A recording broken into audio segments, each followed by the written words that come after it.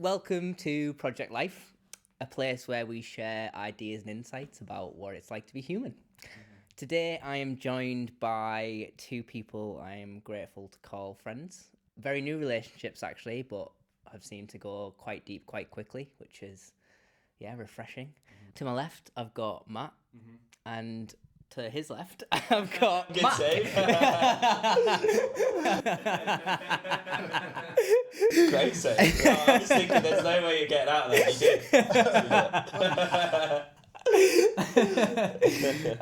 did. The first thing I want to talk about is you two have both been on a men's retreat, which, as someone who has always wanted to go on one of them, at least for the last couple of years, but never really had access or known of anyone who's been on them, I'd just like you to, share your experience of what that was like and how that has impacted you now. Mack, do you want to go? I feel like you got some Sure. stories on Yeah. Well, thank you for asking that question because I love talking about it. So much so it's kind of become my identity, which is what we were talking about. So I was actually different to you. I wasn't someone who knew what a men's retreat was, and I decided to go basically a few weeks after it was first pitched to me, purely off intuition and trusting one bloke that I met for the first time that I was going to get some value from it, and it ended up being the most valuable experience I've ever had. It was absolutely incredible. A lot of it is ineffable. The types of things and journeys that I went on there and the things I learned about myself. But I went in with a lot of apprehension, and my expectation was that I would potentially get something out of that experience, but what I got was completely life-changing. What was the apprehension there? What was that about? Well, I said on the interview at the start that when they asked me, what do you think of a men's retreat? I said, to be honest, I feel as though it's gay, and that for me was a problem. And that was interesting to me, that the fact that if it was gay would be a problem. Because for me, that's an indicator that I had some issues around my own masculinity and my expression. And anything that was intimate with blokes felt, I suppose, sexual. And so I just felt incredibly uncomfortable about the idea of it.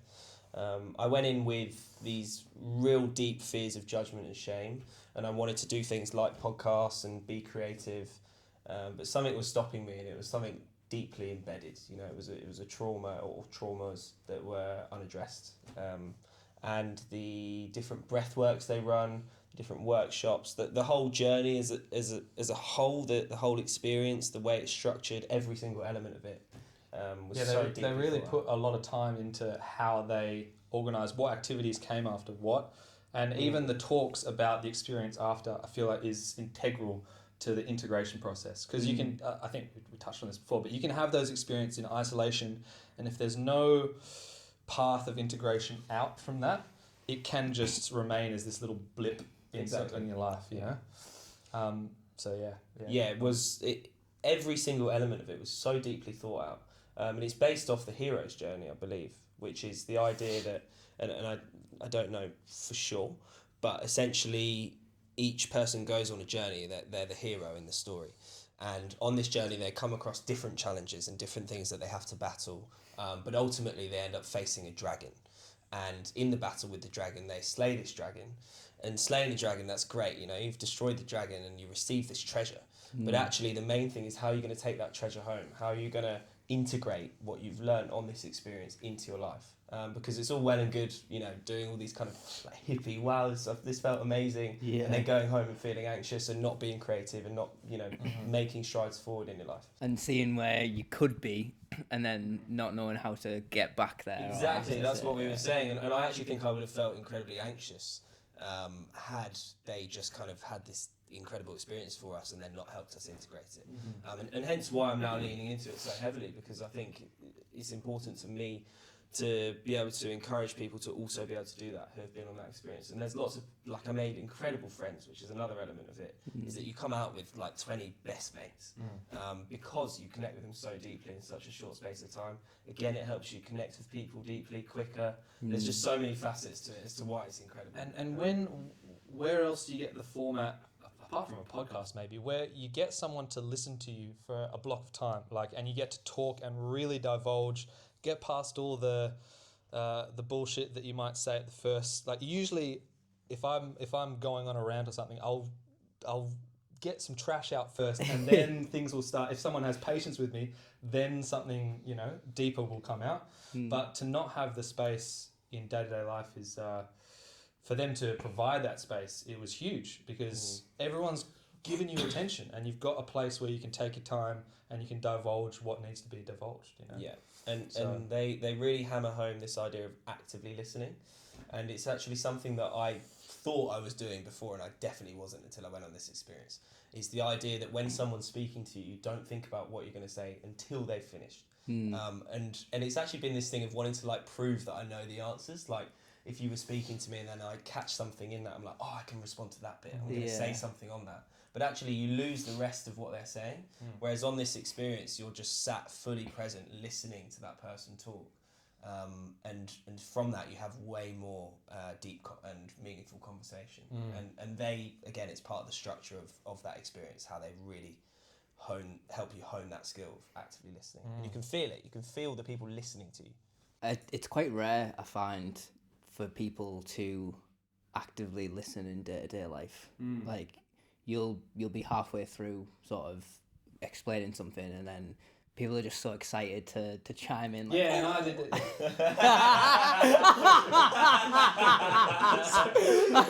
Point proven.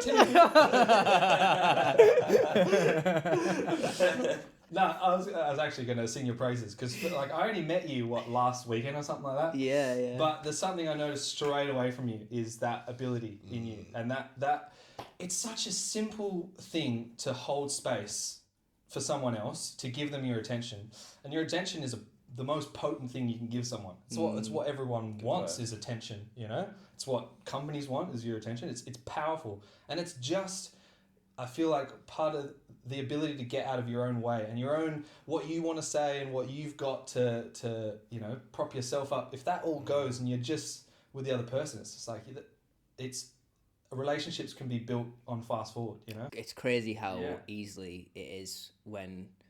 And if you wait until someone's finished, they are so much more likely to want to hear what you said, because they feel understood. Yes. There's that quote, I'm not sure it's by, but who it's by, but it's seek first to understand and then be understood. And if you're doing it in that way, it is actually like a game changer. Yeah, because you can be just talking past each other. You can not, if you don't clarify what they're saying, maybe you've got a different you know, language game that you use for certain things. Like, have you met Aaron? Yeah, like, he's got, when we get into philosophy, he's got a different set of words for a lot of different things that I've found my own language for. And part of the issue is one of semantics, of just getting past the specifics of the words and just what do you mean by that. And if you can get a grounding on what's meant by certain words, then you can move past it. But if you don't clarify, if you're not listening and you've already got a preconception of what they mean by that word, then you can just be talking over and under each other, you know? Yeah, you lose the end of what they're saying. Yeah. And you do have a real skill for that, and I hadn't actually appreciated that until you said that. And I think it's your presence, just in general. And we've had some really interesting discussions over the last kind of like 48 hours about that, because for me, what I value most in you as a friend is someone who's going to help me become more and more present, and not be so in my mind and analytical, but actually just in the moment. And definitely the skill of actively listening is just presence. It's not thinking, it's feeling what they're saying. Yeah. Well, that's what I really enjoy about our conversations, is it does feel like we're co-creating what we're talking about, and it is actively listening and responding and questioning. It's really nice to feel like you have a conversation with people who are there to respond instead of react. It's powerful, and I think it's powerful because, as you said, it's not very typical. Yeah. So when you have it, you really feel seen, and it's like, it's incredible. I found a dichotomy between perception and expression. Like usually people will either be in one category or they're always wanting to express themselves without taking the time and perceiving what's going on, and other people are just all passive, receptive to the point of passivity, and I feel like that's equally as not helpful, because I would classify myself as typically more perceptive. Like I don't mind sort of taking the back seat in a conversation just to try and absorb. But I've noticed that can carry over into, it's almost selfish in a way. Because if I'm not giving what I've lived or my expression of what I've got, my take on that, I'm just taking everyone else's and not giving out. And it's been a battle for me to try and cultivate that. And I don't know if the labels help, but I typically see them expressed as masculine and feminine. Usually the feminine form is receptivity and the masculine is like, having no fear about expressing yourself. I think Stefan's a good character of embodying that masculinity, not being afraid to express yourself. But I find myself on the other end of the spectrum of perhaps a little bit out of fear of expression, because you can always get it wrong and you can fuck up. It's much easier just to be receptive. But I have found that tips a little bit for me into a selfish sort of, I'm just receiving everything and not giving anything out. I think up until recently, I've been a lot more passive. But yeah, I think one of the main reasons I have like the skill of active listening is because I would sort of rely on listening as opposed to expressing myself out of that fear, or just probably other factors as well. Yeah, it can come with a genuine curiosity. Like you're humble enough to recognize I could learn so much from this situation that I don't already have. So I'm just gonna try and absorb. So I think it's depending on where the intention's coming from, and it can move. In the moment. Like at one moment you can just do it out of genuine curiosity, and the other, you can do it out of fear, basically. The word humble resonated quite deeply with me, because when I lean into my expression, I notice that I can be led by ego much easier than if you're just perceiving. I don't feel egotistical. No, it's just perception, and that is quite scary, I think. It has been a real reckoning for me of like, as much as I feel like I've done a lot of work and accept there is a lot more work to do, I can still be led by my ego in certain situations through expression. And then when you express and you're led by your ego, I go to this like self-annihilation place of, I've just expressed myself, but actually that was just to try and perform in some way. And trying to strike that balance is tricky. How would you find the balance between feeling egotistical and actually just having like confidence? Because I find that to be quite a fine line. Yeah, you can conflate them both a little bit, right? Yeah, and sometimes it can come from a place of just like genuine appreciation for like who you are and what you're doing, but it can quickly, at least for me anyway, I then am worried like, oh, am I being egotistical here? Or it's... I think this almost circles back to what we were saying about before when we were talking about intention and looking at the consequence. I think, I'm trying to trust my intention as the basis of that. Like if my intention is to be, because for me it's like I don't want to take up too much space, because then I'm taking it away from other people. But if I notice that if I'm doing it in a, I want to say integrated way, I can take up space and include someone else in that space. It doesn't need to be for me. But when I take up that space and it's all about me, of what I'm talking about, then that's an indicator that it's coming from a place of ego for me. But so I think you can do both. You can take up space, but welcome others in that. Do you know what I mean by that? Yeah, I think so. Yeah, I think you described that really well. On the retreat, something that I discussed was that I have misconstrued confidence with narcissism for a long time. And actually what it was, I think, is confidence, arrogance with narcissism.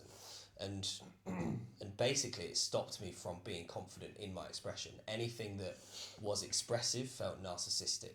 And battling that, and still now, like there's still that battle exists of, I love how you say it's not a battle, it's a dance as well. But it's good distinction. yeah, it's hard to distinguish for me between those things. And it's almost inevitable that a little bit of ego is going to come out. It's like you've got to take that as part of the equation. And that Yeah. which I've part found of hard to accepting do. that is the importance of it. I Yes. think once I neglect it, that's when I'm led by it. Yes. Yeah. But having a consciousness about the fact that ego will always exist. Yes. And challenging yourself to not be led by it, but to also appreciate that that's just a facet of humanity. And just to be like to stay aware of when it pops up. And like I think I was talking to you about this. I'm pretty sure I was talking about you about this.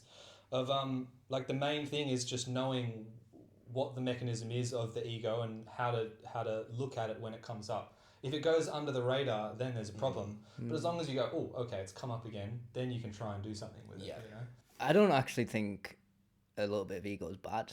It's good on a football pitch. I Yeah. enjoyed it today. Yeah, it's like a bit of seasoning that you put in your. Like, I think that part of my ego is my competitive edge as well. You know, like I think Yeah. it does help me compete, and I love that about myself. Like I love that I'm competitive, and yeah, as you say, I think it's good in healthy measures for sure. Well, I mean, bring it to a trivial context. I've thought about this with soccer in terms of like to play well, do you need to have that drive of competition? Because I've found again as a they seem like they're contradictions, but I've found I can play my best without worrying about the score or whether I can just I've just done what I can do. I've passed the ball. Now it's them, and I just I can reset pretty easily. Yeah, but yes and no. Like today I wasn't worried about the score, but I was conscious of how well am I going to perform in that, like the consequence of what actually happens. Yes. But the intention of I want to walk off that pitch knowing that I've given it everything. That's competitiveness, and that is still, I think that's maybe still a little bit. I think there's potentially two ways. There's you playing to win or you playing to have fun, and in both you can perform well. Yes. But one is driven by competition, and the other one is driven by just an enjoyment. And usually they're correlated with like if you're just there to have fun, you're not really doing your best. That's usually like I get the mentality that comes along with that. But I don't think that's true. Though. No, I don't think yeah. it necessarily. There's usually a correlation, but I don't think that has to be true. I think you can give it your all and not really care about what happens. Yeah, and ironically, what I found fascinating recently was because obviously I didn't play football for 18 months from my injury, and in that time, obviously I've not played any sport, but I have done quite a lot of work on building an awareness about myself, and I've actually become a much better footballer. Like when I've played recently, I've played my best, and I think a big part of that is a letting go of like the sore losery kind of side of sport and the negativity that can come with being like incredibly competitive. It frees up more space in the mind and awareness when you're playing, when you are, the main goal is to have fun and not to win. I actually think that I've found that in multiple areas of my life is like the better I become just as a whole, the better my endeavours are. Like I wrote my first newsletter in almost a year, so I hadn't really wrote anything, but then it actually was the best one I've done, just because as a whole I've leveled up. So then my expression also leveled up, even without necessarily practicing that specific skill. Yeah, it does. It does It's come into fascinating. different areas of your life. You know, I think they are correlated. Like the way you do one thing is usually the way you do everything. You know, and so if you level up on a fundamental level, it's gonna find expression in different avenues. You know, I absolutely love that. A philosophy of the way you do anything is the way you do everything. Yeah. I've really used that as like an anchor point when I like leave some socks out or there's a bit like I need to wipe the mirror, and I use these as little like notes to be okay. If I'm leaving these little things out which take less than 2 minutes, then there's probably other areas where this is all piling up in the opposite way to how I actually want to show up. Yes. Yeah, and usually one's external world reflects their internal world. Like if you see someone's house in chaos and disorder, not always, obviously, but they're definitely found a correlation. I used to be so 100%. messy, and I've got way tidier over the same. last year. And I feel awful because all the housemates I've lived with that I've left absolute shitholes. Yeah. And then now I'm in my own space and I actually keep it slightly selfish.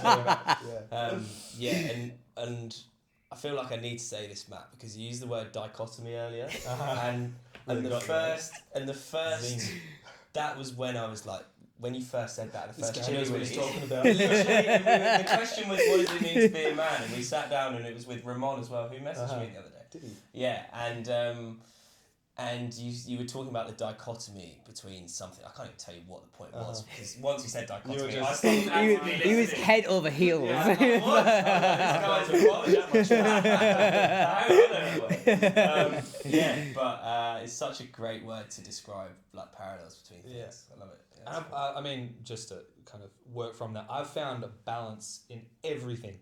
Like and I think we were talking about this the other night of finding that middle path of balance, because balance requires constant adjustment, and so often we want to either be this way or that way, so we can just wash our hands and not have to pay attention. But balance requires constantly. It's like a meditation. It's constantly coming back and adjusting. Oh, I've tipped this way, I've got to go back. And it's like, with perspective, with things in life, I've just found pretty ubiquitously that it's all balanced.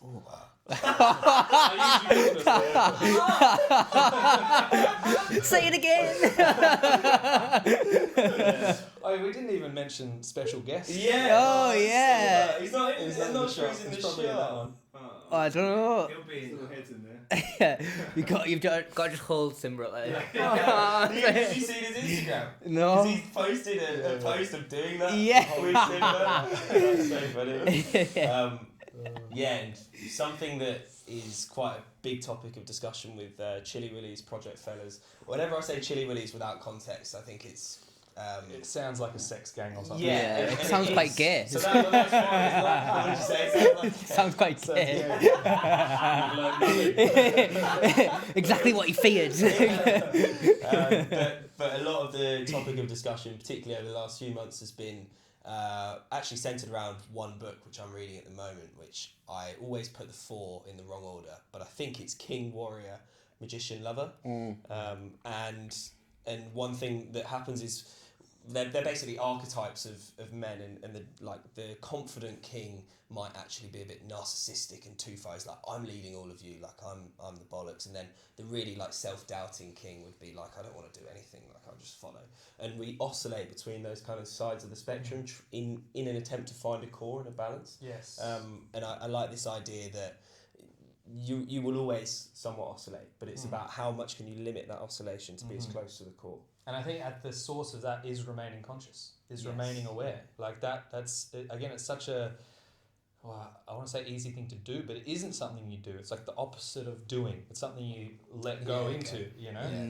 But usually people are either one or the other because they haven't seen the value in the other form. You know, I was thinking, as soon as you say that weak king, a good example that comes to mind is, have you guys watched Game of Thrones? Yeah. Yeah, the not Joffrey, he's the tyrant king, but his brother that steps on the throne. You know his little brother? I know Joffrey's the blonde one, right? I know who you mean, but I don't know his name. I don't know his name either, but he's the weak king. He didn't have any strength about him. And what happened to the kingdom is it got overthrown by religious zealots because he didn't have the strength to put his foot down, so to speak. I think I was just saying that to find balance requires constant going to the boundaries as well. I think. Exactly. So I found, for me, for the example of the king, I've typically been very far on the self-doubting side and thought that confidence was narcissism.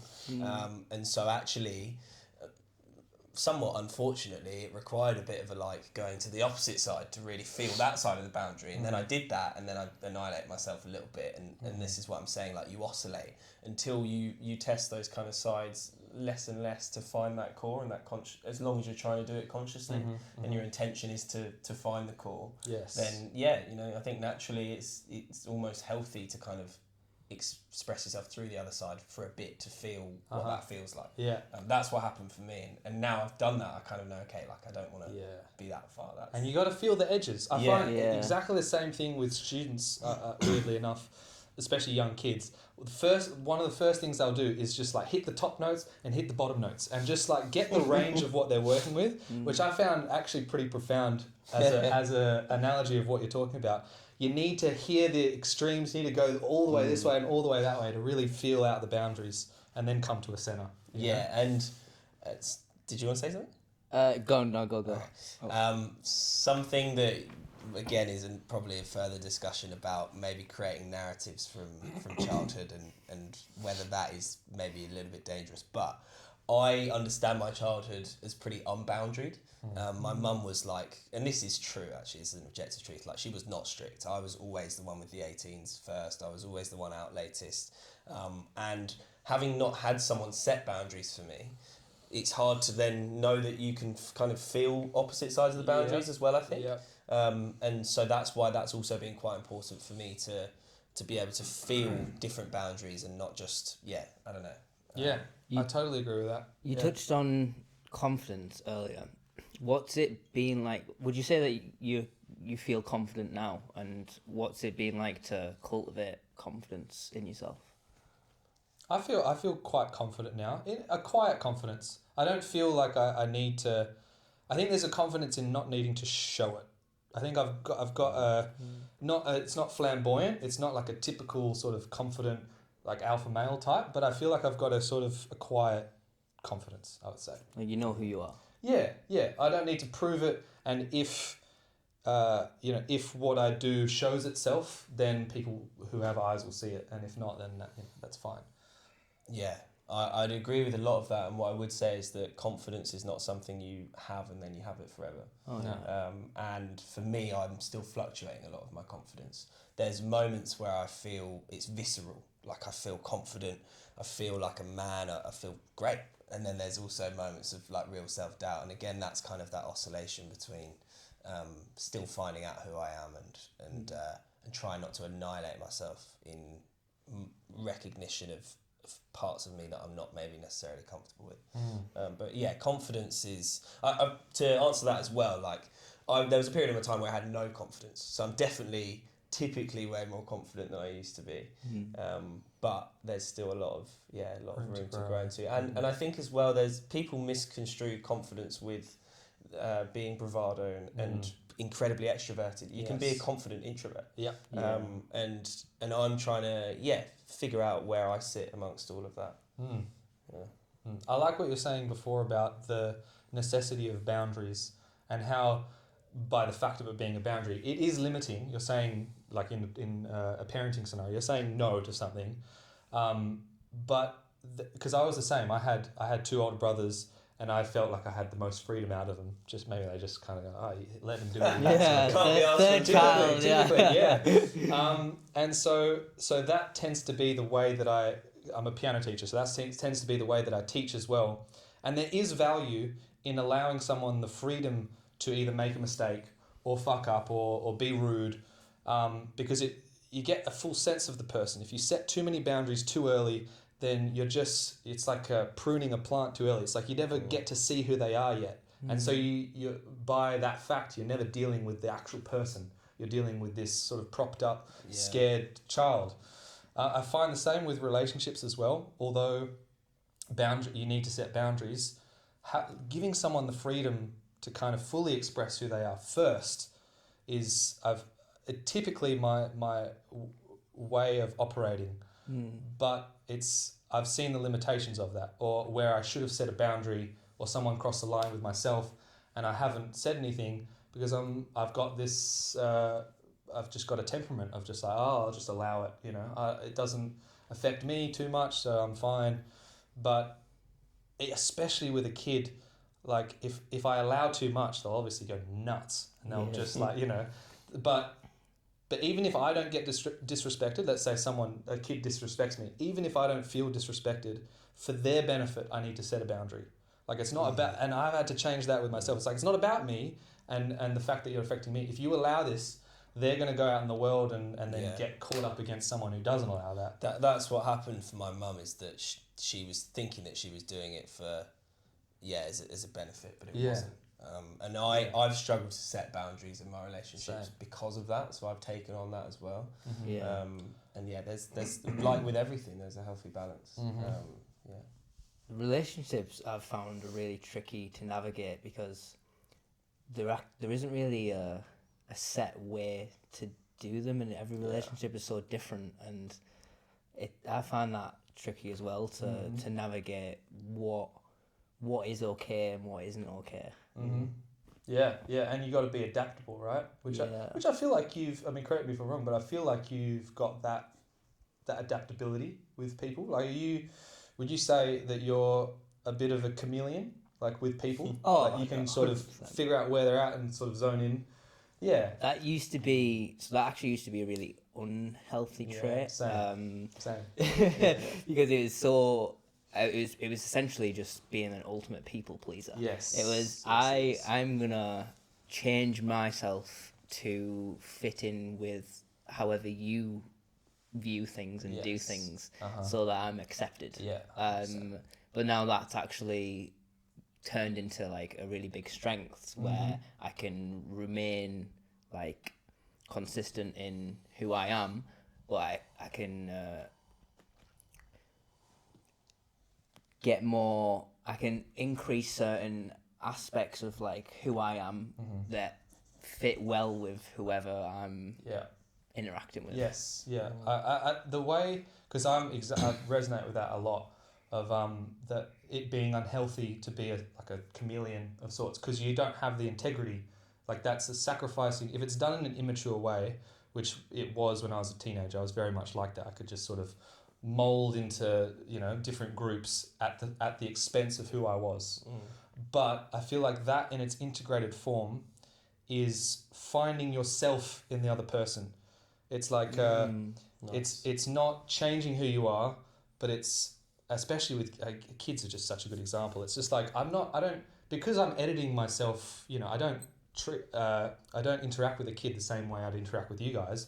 But there is a part of me that's a child, and all I need to do is just access that part. Yes. And so the more of a full human being you are, I think, implies that you've taken other people's experiences, or you've experienced them in a different way, so you can just relate to them. Yeah. So I feel like there's a healthy way of doing that.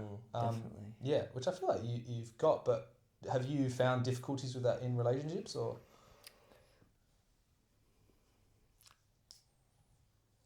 More about finding the line between conforming and staying integral. I think especially, I mean, apart from recently where I've been meeting a lot more people who are in the same sort of space in terms of like, wanting to grow, heal, like connect deeply. I think with a lot of relationships where it is more centered around just having crack. Cocaine or? I mean, there was always a bit. Crack? Both Are ways. you familiar with the term crack? Because that's an English.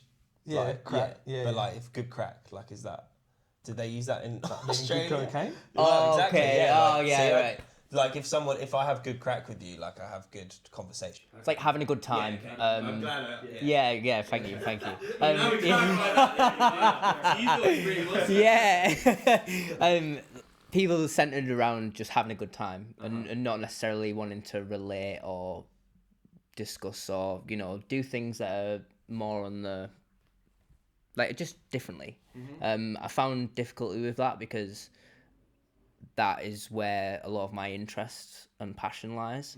But then when that isn't necessarily the standard for those relationships, I found it tricky to navigate. How do I remain intentional about who I'm with, what I'm doing, when that feels like it could be quite isolating, when I didn't necessarily want to continue down the path of drinking and partying. And... Were you in that path when you were younger?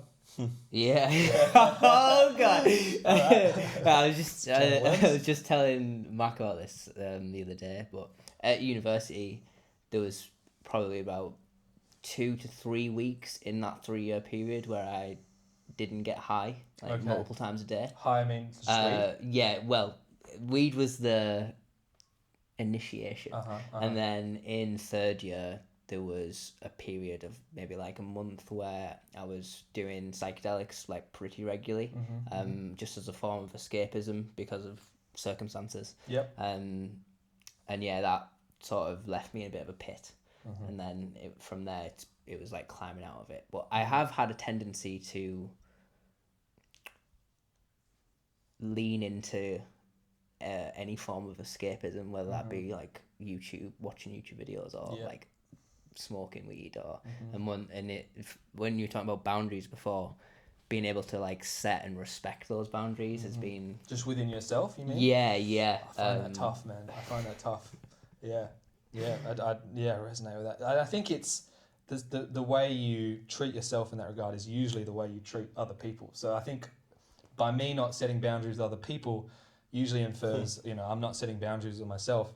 And I have struggled with that, because a boundary to me has always implied limitation, which I don't want. I don't want any sort of limitation on my life. But I'm still finding the way in which you can do it in a positive manner. But it's hard. It's hard, because I've done the same. I'm very much escape responsibility through YouTube. Weed is another one for me. I've got a few vices that usually take up that space. You said something the other night, which I just thought was such a beautiful way of describing it, is that you mistook a window for a door. If you wanted to elaborate on that. I thought that Yeah, was so during that psychedelic time when I was initially started, it wasn't the first time I'd done one, but for some reason it was a really pivotal moment where it sort of opened my eyes to like what life could be in a way. Like my senses were heightened. I could think more clearly and critically, and I was just in a complete flow state, and that was really exciting, especially being in a bit of a dark place. Is this a way back when? This is probably like 4 or 5 years ago now. Okay. Yeah. So yeah, I thought that psychedelics were the way in which I was going to be able to access this heightened state. Hence why I thought it actually was showing me through the window, but I used it as a door instead. I love that, bro. it's cool. That's great. That's great. Yeah. And I think I was the same. Like I wasn't too heavily in it, but I took it enough. Looked psychedelics enough to, enough. But I had the same preconception that it would almost solve the problem for me. Whereas I find with almost any drug, I think this works across the board, but I think that the value in it is that it can show you what's there. But what I've found difficult, especially when you come with the intention that it's just going to fix everything, is the way that I've put that is like it shows you the path, but it doesn't walk any steps for you. And that contrast between now that I know who I could be and where I'm at still it can be a pit. Like I've found it hard to reconcile, like, oh, I'm still here and now I can see all the way over there. Before I couldn't see over there. So I was happy, I was content, but now I can see over there. It's hard to... It's the taking the treasure home. It's the same. Yes. It's the hero's journey. It's like you've slayed the dragon and the treasure's there, but how are you going to take it home? Like the integration is the most important part. And if you don't set the boundaries to do that, then you can end up in this like quite anxious state. I think. I think boundaries are useful for certain periods, but not necessarily as a way of life. Yes, for me personally, anyway. Like I found that I was almost quite like a disciplinarian with myself. Not actually, but in my head, it was like I would have very strict ideas of what should be happening, and I actually think that had more of a negative effect than a positive one. And now, I mean, even with this podcast, so just for context, me and Mack decided we were going to record, and then he was asking me what the plan was going to be, and I didn't have a plan. Like Matt wasn't even initially meant to be here. He just said, "Oh, do you want to come for lunch after football?" And we were like, "Yeah, do you want to record a podcast with me?" So, but as a prime example, like, not having any boundaries actually open the door to like a lot of things for me Yes, recently. and opens all to this. Like if you had everything set in place, then and you're rigid about that, then if something pops up over here, you're laser focused. You know, you're always on what your initial goal was. But yeah, it's difficult, man, because I'm the same. I'm very much like, yeah, whatever happens will happen, and then it'll find itself. And usually it's a good strategy, but it's almost like I've got to have. I don't know how wholesome this statement is, but it's like I've got to have an intention and be okay with that intention just like crumbling, you know? So it's like I've got to have something there that I'm aiming at, but I can't be rigid with it. I've got to keep it flexible. I don't know if that's like the way of construing that, but I'm exactly the same. I'm kind of struggling with this idea because I am being very rigid at the moment in lots of ways, particularly with my diet, with my routine.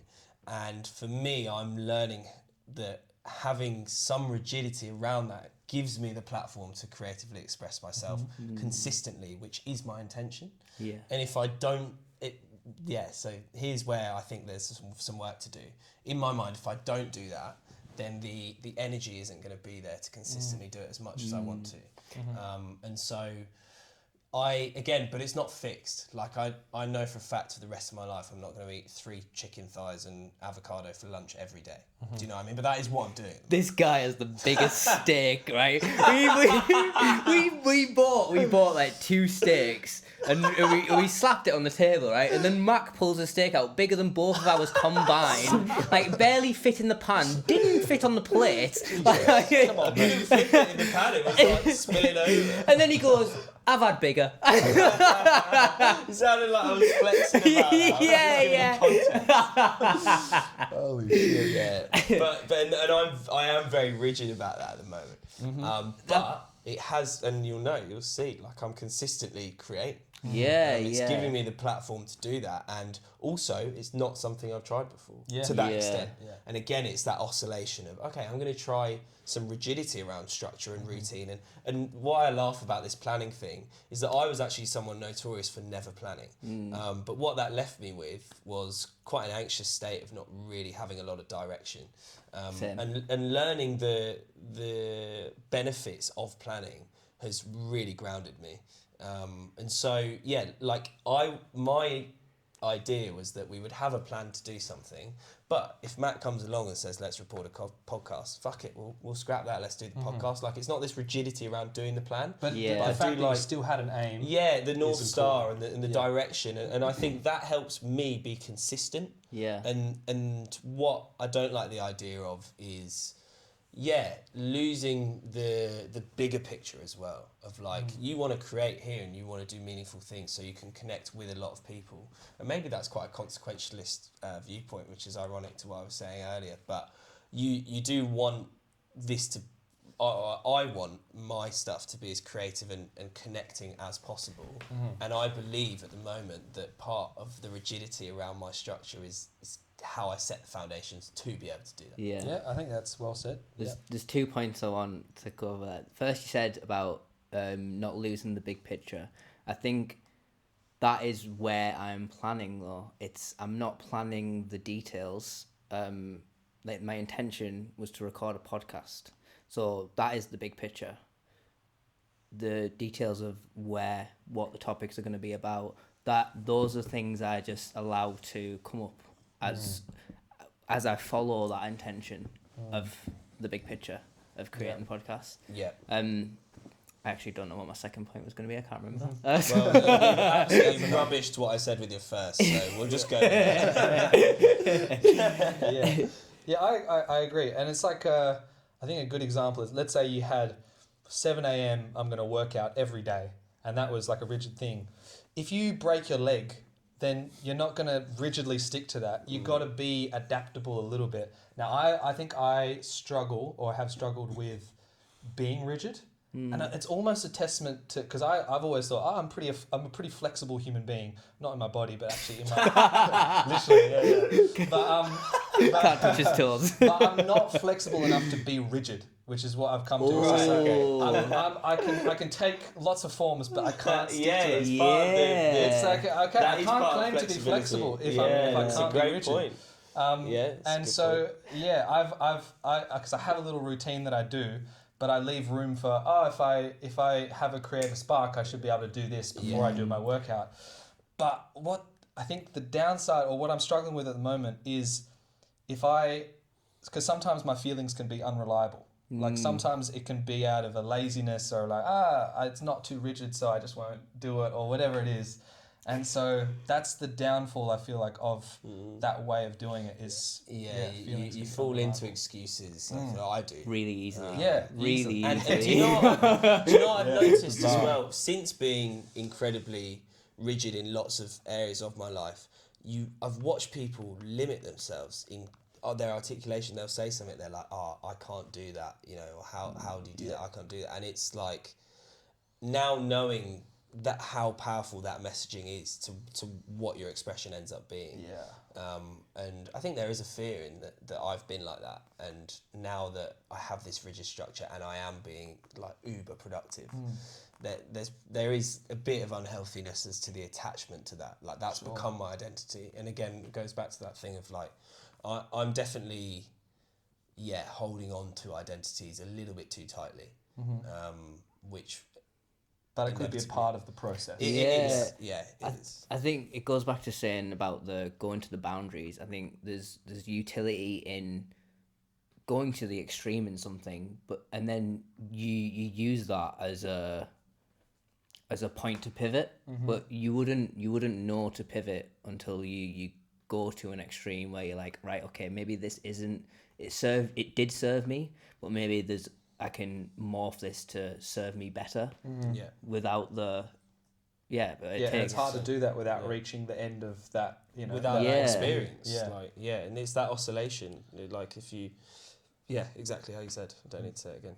You explained it perfectly. Sure. Let me take the credit for your point. How can I rephrase Sure, this? Saying fantastic point, mate. Asshole. I wish I had said that. Yeah, it is important though. It's really hard to cultivate that. So for some people, they like, because I've thought about someone at the extreme end of that would be, you guys have heard of David Goggins? Yeah. Like he's very much, carry the boats? yeah. He is very much the extreme end of discipline. And again, I don't necessarily want to gender these terms, but I've just found they tend to correlate with gender. Is one approach is, fuck your feelings, I'm going to do this no matter what. Fuck it, I'm going to do it. And the other approach is, well, like, feelings are important, they're valid, and you should listen to your feelings and go with the flow, so to speak, and not resist the flow constantly. And again, there's a balance in between there. But I find him an interesting case study on someone who's taken to that extreme and has been successful. Like I'm sure that he's suffering through the process and he's told that, but his main point is suffering leads to freedom, which I agree in one sense, but I don't know if that's the whole picture. I don't know if it has to be suffering. I think that's a path, but there's another way of doing it that's not fuck your feelings, because feelings are valid, like they're valid. I think that's the last sort of 5 or so years, the mentality has been that more like extreme masculine disciplined, like fuck your feelings. And I think now, at least, that's what the vibe I'm getting from all the people that we speak to, is that it's now sort of going to the other side, where it is more embracing how you feel and like acceptance and allowing yourself to sort of flow more naturally, still with some rigidity in there, but it not being all about the rigidity and the discipline and the like, stay hard. Yeah, stay hard. I would say that I think the majority of society is very much going the other way to what you described there, the first point, of the sacrifice everything for yourself. And so long as I build wealth in myself, with money, with fitness, I don't need to worry about anyone else. I'm going to be great. Yeah. And that's like that kind of Andrew Tate idea of masculinity. And my hunch is that is affecting relationships. Yes. And I think David Goggins, I would be interested to see what his relationships are like. Because as an isolated human being, sure, he might actually be relatively happy in that isolation of, I'm this, great big bloke. But I'd be interested to see whether he has the types of friendships that we have, or people who are doing the work not in a way that's so, much centered around suffering and incredible, like, discipline. Yeah, I don't know whether I agree with that. I think you end up forming relationships regardless of your personal philosophy, and almost sometimes the relationships that you would form are likely to have a similar ideology. So I think that he is most likely going to be surrounded by people who resonate with whether you can compare sort of the depth of the relationship or not. I think someone who does push himself so much, I feel like would have quite deep relationships, because I think there's obviously value to who he is and what he's done. He's gone to the extreme end, and there is something definitely worth gaining from him and soaking him up. But I just think that would need to be counterbalanced with, like, if everything's like, because that's very utilitarian. I'm suffering for something greater, which is useful, obviously. But if you're not smelling the roses, like if you're not taking the time to actually look around and see what's happened, then it's all in vain. I feel like it's all that utility is in vain. So it's never enough, and it's never enough. You're never really like present as well. Yeah, and so I think you can go too far in one way and too far in the other way. Everything's for a greater goal, but then if you just sit in the moment and smell the roses too much, you'll just sort of make a dent in the couch, and you'll just, it becomes passivity. It doesn't become an active sort of... you need a counterbalance with some suffering. And I think there's actually a correlation there is a correlation between pain and pleasure in that regard. Like if you're... And myself, I lean way towards pleasure, and it's never pleasurable if it's not contrasted by some sort of work and some sort of exertion. I don't actually feel the pleasure, and it's all just like numbing nonsense that I'm putting myself through. So I see value in it. Where do you feel you need to bring pain in or suffering, and where do you feel like you need to bring pleasure? Like what areas of my life? Yeah.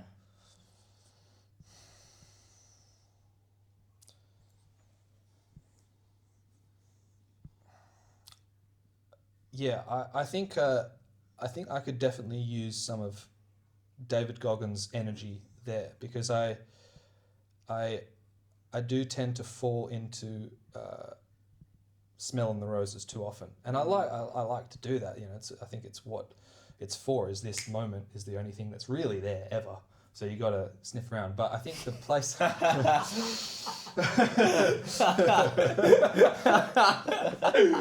going to have a whiff every now and then. Sorry. Specifically in the area, again, I've struggled with this, but I think music, and I'd say that with some timidity there, because if inspiration hits me, then I'm there and I'm in, and I just can't help but move towards it.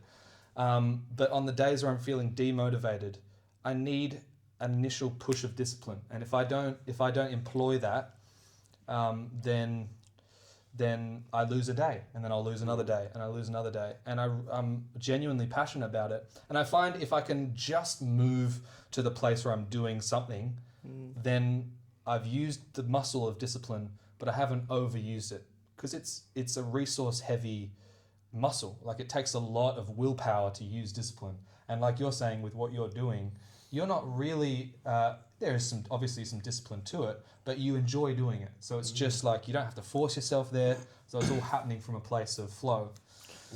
But the times where that doesn't happen, I've struggled with employing that muscle, so I think that would benefit me on those days. How it's interesting that you feel that discipline requires a lot of energy. How can you chunk it down to a very small, manageable action so that you can elicit discipline without it being so energy consuming? Yeah, I think that's a good question. I think, I mean, my baseline has been if I just show up, turn everything on, do something, then because that usually is the hardest part, like getting into position to do it, like that first step of just I'm just going to make something, whatever comes out. I made a song about chips the other day because I was taking myself. Yeah. That's gonna be the intro jingle. Please, I can play it. I can actually play it. Because I felt I was taking myself too seriously and I wasn't there. So I just showed up. I was just like, okay, what's the most ridiculous thing I can make it about? And I just ate a bowl of chips. So I was just like, all right, fuck it, I'll do it about that. And it did help actually to do that. So to answer your question, I think just the first step. It's the 2-minute rule is how Atomic Habits describes it. James Clear, isn't it? It's that if you, instead of thinking of going on a run, you think, I'm going to put my trainers on. And then once you put the trainers on, you go on the run. Like it's, but yeah, I've had an interesting relationship with discipline, particularly recently, because as you kind of implied there, I feel like I've found something I love, and so the discipline and the motivation just comes with it. I don't feel like I have to energize or motivate myself to be disciplined anymore. And I think if you can really dial in on exactly what you love, then discipline becomes a lot easier. Just happens. And somebody said to me, discipline is the highest form of self-love. And that for me kind of explains that principle. But for me to answer the question around pain as well, physical is a very easy way to experience pain in what feels like a healthy way, or what is a healthy way. So regular workouts, that to me is almost a no-brainer as to, yes, it's painful, but it's growthful. Like you can literally see it's growthful. And so that's probably really health related things are the pain of those help me enjoy the pleasures of the rest of my life. I think that's quite a nice area to keep the pain. Yeah.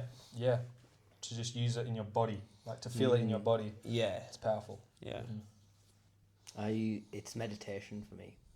And I know we're using the word pain, but it's more like the, I guess, consistency. Sure. Essentially. The effort it takes to. Yeah. And then the, because I'm doing it like 20 minutes a day at the moment, and although I enjoy it and I definitely feel the benefits, it is still like quite uncomfortable, even just to sit cross-legged for that amount of time. But it's, I find it's some days if I don't do it early enough, and the day gets later and later, it becomes more painful to do it. Yeah, the more you procrastinate. Yeah. I have something that I'm curious about at the moment. If you don't mind me taking the questioning, but Go for it. I've got this kind of. You did touch on something earlier that made me think of this, but I feel like the tribe that I'm now surrounding myself with are like incredible people. But is there like a danger in kind of being in those kind of bubbles? Like, do you, because you know how you were saying like maybe David Goggins enjoys his relationships with those kind of people. Like society is lots of these different types of people, and I'm finding that I am surrounding myself with like-minded people. Yeah. Is there a bit of a danger in that?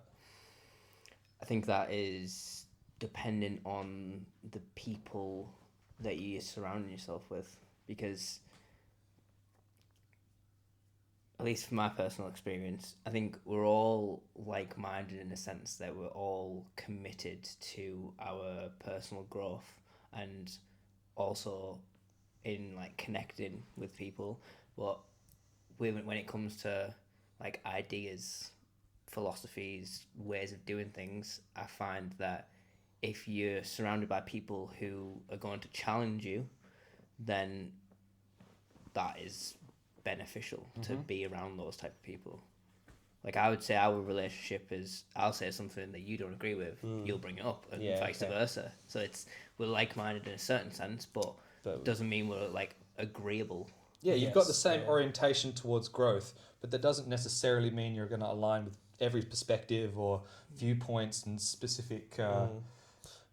But we are very similar in lots of ways. I know that there are differences in principle, but I guess I've got this fear at the moment that I'm surrounding myself with like this idea of yes men, which has been very necessary because for a long time I've needed to connect with people deeply so I can feel confident in my expression, and surrounding myself with no men or whatever the opposite of yes men is has stopped me from being able has stopped me from being able to do what I want to do. But my fear is that, well, a lot of society is not, us, and I'm just conscious whether I'm like, it's out of some safety in it. I don't know. There's just a bit of curiosity in that at the moment for me. Yes. I think if they are yes men, then I think that's a problem. But I tend to think the community that's around us has a good balance of that. I mean, if we push that question to the limit of like, well, should you hang around unhealthy people, not unhealthy in a body sense, but just That in is their what psychology. I'm asking, basically. I don't think so. I don't think so. So I that's think, that's my curiosity at the moment. Yeah. I mean, I think there's value to it, but it's especially if you're in a vulnerable place or a new place, it is a fragile thing. And if you're surrounding yourself with people that, any sort of psychological disturbance doesn't need to be a grand sense of that disturbed, but it's not ideal for you. So Where do you feel like you're being yes manned? So can I answer that first and then I come back to that? Yeah. Just because my question is, sorry, I'm going to completely take the question. Don't even Do we not have somewhat of a responsibility to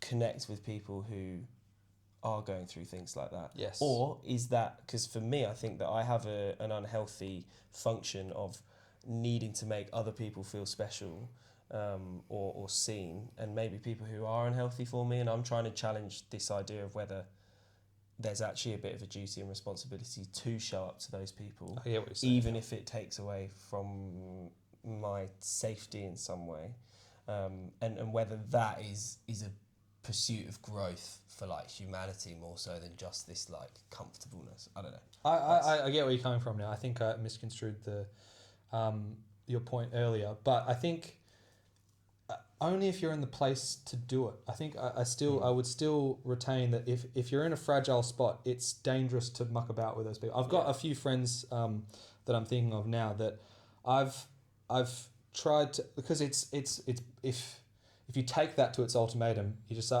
anyone who's suffering, fuck them off. Which is obviously not the right path. But sometimes you do need to cut people off, is the other end of that stick. Like sometimes people will drag you down if they've got no intention of bettering themselves. So it's hard to make those calls, and I've struggled with that. And I feel like I've got enough space in my life now where I'm able to be around people that are a little bit more negative or whatever, and not let that kind of come into my world, or not just take that energy on. But if you're in a fragile spot, I think it's dangerous to do that. Would you guys agree? Yeah, and I would also say that I don't think it is your responsibility to try and make someone else better. I think you can hold space, encourage, and be there, but I don't think you can force someone into growth. You can set an example of how you feel they could maybe benefit, but this is my challenge, is that I still have, which I believe is a childhood function, or a function that came about in my childhood, that it is my responsibility in some way. And I'm struggling with that because for a long time, why I moved over to Australia was to the message that was going on, which I didn't have any fix to, was I just want to be responsible for myself, because it was always about taking on other people's responsibilities. And now I feel like I've done that. I've then noticed I'm kind of almost what feels like falling into a trap again of taking on the responsibility of others, particularly through my content creation and people reaching out and saying, oh, like, I would love to learn about this men's retreat, and then feeling like I'm now responsible for them growing in some way. And I don't know how I navigate that. That's tough. Yeah. I don't think it doesn't seem like there's a template for that. It's like case by case, and you got to sort of see where the person's at who's suffering or needs help. But you can be pretty much guaranteed that either philosophy of like, no, if someone's suffering, they're negative, and I'm going to push them out, is too far. And then trying to have the savior complex of like, I will help you and I'll take on your burdens for you is also unhealthy. So again, I feel like I always come back to that balance, but I see it. It's true. Exactly. It's everything. true. Yeah. Well, that's cool that you see it in everything. Yeah. It's just navigating it, really, isn't it? Yeah. And you can't have a template for everything. Kind of bars that. Sorry, you're gonna say something. I was just gonna say you already have an awareness around it as well, so I think you're already doing a great job at You navigating. always say that. You're so nice for saying that. You say that every time I'm like doing this kind of little bit of annihilation. You're like, what are you thinking about? Yeah. Which is true. Yeah. And I thank you for that. The I'm first step grateful. to change is awareness. So Yeah, 100%. Yeah. And you did ask a question which I skipped over. I wondered if you wanted to re-ask it. The topic of conversation was you feeling like you're being yes men. Yeah. Where is it you feel like you're being Yeah. yes men? See, when it's a good question because I think it's an irrational fear. Like I don't, as you rightly described, we disagree on a lot. But it's like if people are supporting me in a healthy way, there must be something that's not right. It's like I still don't trust that. It's some level of paranoia or anxiety that still persists. Yeah. You mentioned before about wanting more feedback or criticism. Yes. Is it a potential that because you are getting a lot of people that are celebrating what you're doing, exactly that. you feel like that you should be criticised more, so people must just be doing that to make sure that you don't feel bad, and they actually do have all of these criticisms and they're just not expressing them. It is that. Yeah, it's I still can't. When someone says when compliments you, for a long time, for me, it's really important now. Whenever somebody says something that is lovely, I first say thank you, and actually not try and acknowledge and feel that compliment, because for a long time it just kind of goes in, and then you carry on. And it's that with the YouTube and stuff for me, is that when people have complimented it, I've thought, yeah, but there must be people, they must actually be thinking this as well, and they're too scared to say it to me. And I think as well, because what I've realised is that when people have given me feedback, I have then had a bit of a wall up because of a fear of, oh my God, maybe it's not good how I want it to be. And I don't know, there's just this underlying sense of lack of trust in people's appreciation for what I'm doing. Do you think that's because it's new? Like, have you had that many times in your life? Yeah. It's scary, expressing yourself on a platform like that. Yeah. I've never done that before. Yeah. I wouldn't even post Instagram posts. So to go from that to then posting, every day is it's a big jump. Yeah. I find that there's a bit of a delay in. I think you actually are getting a lot of feedback. You're just viewing feedback as only a criticism instead of all of the people that say, I absolutely love what you're doing and are excited for you and are excited, who you have on when's the next episode. That is feedback. Yeah. That is everyone is excited around what you're doing, but you don't see that as feedback. No, I don't. You're right. Yeah, that's not in the category of feedback. Yeah. Which is stupid. Yeah. If you just reframe what it actually is. Yeah. It goes back to that confidence and narcissism thing as well for me, is that if I was to accept that as feedback, that would still feel somewhat narcissistic. And I've had a fascinating oscillation on the side of narcissism recently, where I was spending a lot of time speaking with someone who I now understand as a narcissist, and they were actually really inspiring. And so now I'm feeling scared that the fact that I got really inspired by someone who's quite narcissistic, what that necessarily says about me as well. Yeah. Yeah, you can always read into those, positive or negative. I feel like if the opposite was happening, you'd still have anxiety about it. You know what I'm saying? Like I feel like it's almost independent of what sort of feedback you'd be getting. You'd still be unsure of the validity of the feedback that you're getting. I don't know if that's the case, but that would be my hunch. Is that just because it's new and it's like well, hence why most people don't as well. Because it is challenging. And you'd rarely get a comment on a video saying, "Great episode," but the camera angle here, if that was changed or whatever. But I kind of want that. Yes, so do I. I would love that, but people just don't tend to do that. Yeah. No, and I don't even think a lot of people even consider how they would change or improve something. Especially in an age of consumption, like it's not like people are very conscious to what it is they're consuming, and then the quality of that. It's almost like you switch off and just watch something. There's only very particular people who watch, do, create, and are constantly looking for change within that. I don't think that's necessarily a trait that not that everyone doesn't possess, but like utilizes. Yeah, I agree. A great point. Sometimes it's a technical thing and people just don't know how to either express what they found jarring or whatever. I find the same with making music. Like no one really knows the intricacies of how the sounds are produced and stuff, so no one's going to say, oh, you need to cut a bit of low end out of that sound, or like the mix was a bit. There's only particular people who can give that specific feedback. So people are just paying attention to the whole sound or the whole podcast, how it feels. Yeah, how it feels. And there is something to be gleaned from that, and if given the right person, they can give you feedback on a whole like that. But with technical things, it's it's rarer. It's rarer to find that. Question as well: if everyone was to give you feedback, do you believe that you would actually respect those people's opinion on that subject? Like, yes, they're a viewer, a consumer. I'm trying to think of an example here. All right, someone who is like really unfit watches you do some press ups and goes, "Oh mate, your form's a bit off there." Like, are you gonna take that person's advice and be like, you know what? Like, maybe there is some value in that. Maybe you can look, but if they aren't someone who is also living in accordance with how you want to show up, is their opinion then valid to what it is you're trying to create?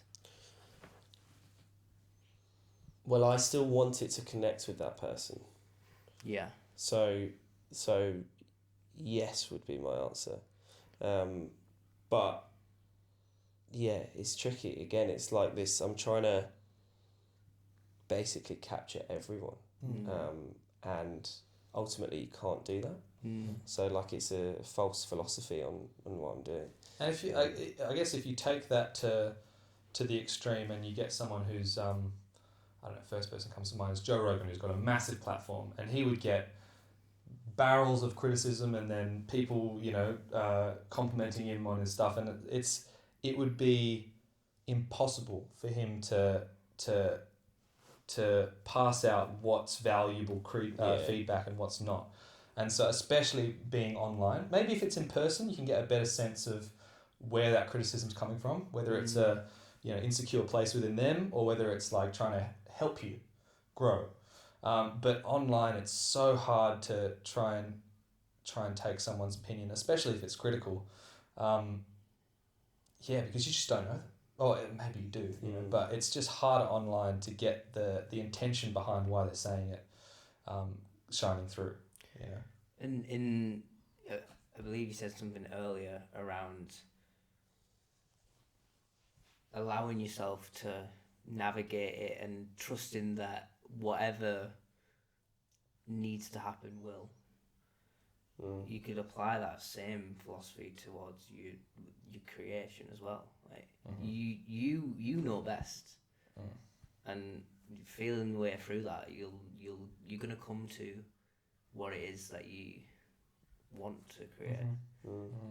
Yeah, I think as well it's an element of impatience. You know, like when you feel like you have something that you love and can see a vision for, you want it to connect with people as quickly as possible and just have it, you know. And that's just, you know, it's not a fair reflection on creativity and connecting with people. It takes time. And there are those creators who label everyone with criticism as haters. I've seen that so often, of just like anyone who disagrees with them or anyone is just, you're a hater, and you just put them in that box, and it's just like, well, that's a pretty simplistic way of viewing it. You know, it's not necessarily the case. So that can be pretty unhealthy if it's taken like that. Yeah. Right, I want to hear this song about chips. Alright. Let's do it.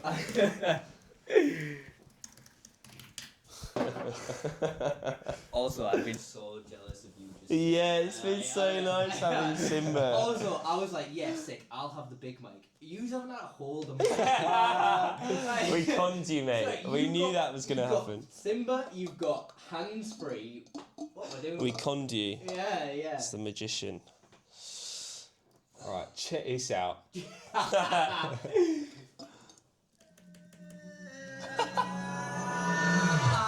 like chips with a little bit of mayonnaise, little toe of pepper, maybe a pinch of paprika, make it taste great. Addicted to the crunch, ain't nobody gotta tell me what I'm gonna have for lunch. Oh, I know, you know that this is worth it. I know, you know what they serve with. I know, you know that I deserve it. I know. Chips.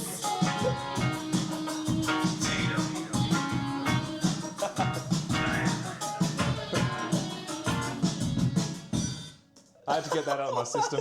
Good. Why is it really good? That is great. Yeah. Yeah. So for some reason I need to get that out, like write a song Yeah. about chips. But Chips on Spotify. Have you heard Upside Down, Matt's Yeah, tune? Yeah. just text me about it. the other Yeah. day. Bang Alright. it. I think we'll end Wrap it up? there, Okay. yeah. How are we doing for time? What is the time? It's 20 to 1. Cool. Any anything you want to say? Closing Close out? thoughts? Yeah. I'm getting cramped. I do, yeah.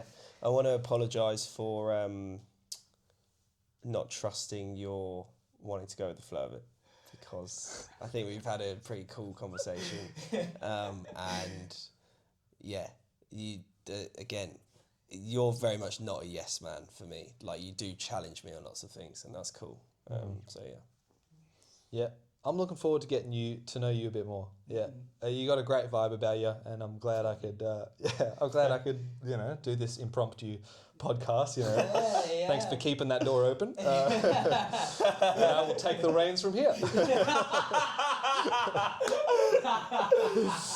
All right, thanks for tuning in, guys. See you next time. I've been your host, Matt.